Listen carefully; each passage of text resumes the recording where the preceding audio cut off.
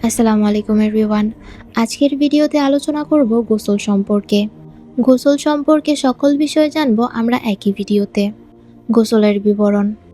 শরীরের ময়লা দূর করা ও স্বাস্থ্য রক্ষার জন্য গোসল করা কর্তব্য। গোসল করার পূর্বে অজু করে গোসল করলে পরে অজু করার প্রয়োজন হয় না। গোসল করার পূর্বে নিয়ত আদায় করতে হয়। গোসলের নিয়ত। নাওয়াইতুয়ান গুসলা লিরাফ ইল হাদাসি ওয়াল জানাবাতি। অর্থ: আমি নাপাকি দূর করার উদ্দেশ্যে গোসল করার নিয়ত করছি।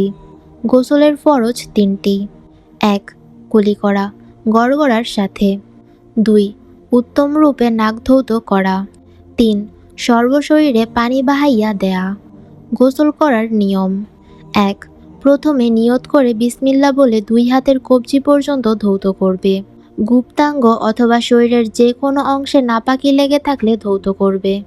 উত্তম রূপে কুলি করবে। নাক পরিষ্কার করবে। মাথা ও ঘাড় মাসেহ করবে। সর্বশরীর পানি দিয়ে ধৌত করবে। গোসল ফরজ হওয়ার কারণ ৪টি। ১. স্বপ্নদোষ হলে। ২. উত্তেজনার সাথে নাপাকি বের হলে। ৩. স্বামী ও স্ত্রী সহবাস করলে। ৪. মেয়ে লোকের হায়েজ ও নেফাসের সময় অতিক্রম হলে।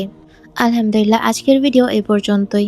ভিডিওটি যদি ভালো লেগে থাকে তাহলে লাইক, সাবস্ক্রাইব করে এবং ফলো করে পাশে থাকবেন। আল্লাহ হাফেজ।